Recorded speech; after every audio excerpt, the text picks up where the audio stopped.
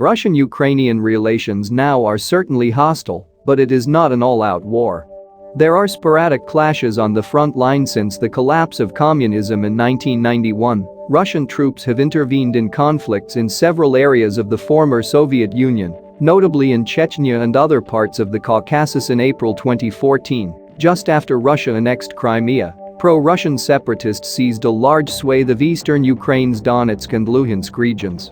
Earlier, months of pro-Western demonstrations in Ukraine's capital Kyiv had forced out a pro-Russian president, Viktor Yanukovych, in 2014. A Russian plan was to split Ukraine and create an entity called Novorossiya, New Russia, a plan foiled by Ukraine's armed forces. The conflict zone, known as Donbas, is mainly Russian-speaking, and now many of its residents have Russian passports.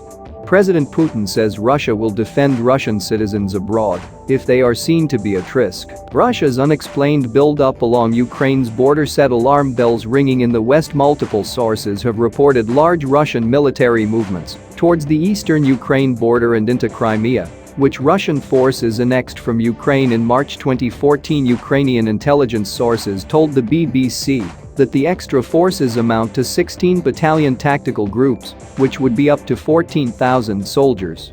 In total, according to the Ukrainian presidency, Russia now has about 40,000 on the eastern border and about 40,000 in Crimea last month, as military analysts noted unusual flourishes such as long-distance shipments of armor and artillery and last-minute railcar bookings that did not feel like a normal exercise. Whether it is merely an attention-grabbing feint or a prelude to an escalation will depend on the Kremlin's will, but through the buildup, Russia has already signaled that, if a larger war does take place, it is prepared to deliver a hammer blow to its neighbor. Michael Kaufman, a senior researcher at CNA, said all the signaling from Russia's side is that the next war with Ukraine will be a much larger one and that it will result in a much larger defeat in terms of Ukrainian force. That's at least what they're posturing, referring to the troop buildup and rhetoric from Kremlin officials, at least so far, he said. Russia was making its buildup very easy to see and find. The message has reached US and NATO officials who have reaffirmed their support for Kyiv and called on Russia to de-escalate tensions. Joe Biden has proposed holding a presidential summit with Vladimir Putin. The foreign ministers of Latvia, Lithuania, and Estonia are expected to visit the conflict, not by treaty, as Ukraine is not a member. But NATO has close ties with Ukraine, which has received Western arms including US Javelin anti-tank missiles. So Russia knows that it risks provoking more Western military help for Ukraine. President Zelensky has urged NATO to speed up Ukrainian membership. But the conflict makes it difficult for NATO to accept Ukraine under the 30-nation alliance's current terms.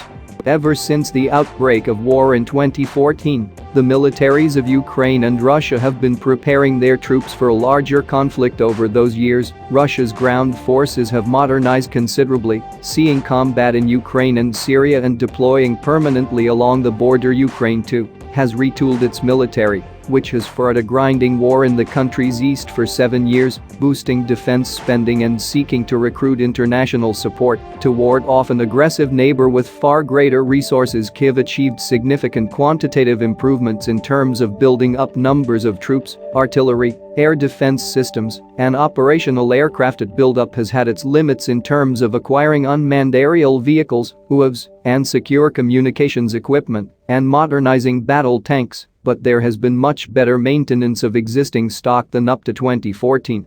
What has changed is Kyiv now maintained the Soviet heritage much better than before. At the outbreak of the 2014 war, Ukraine's military was barely in a position to fight a war.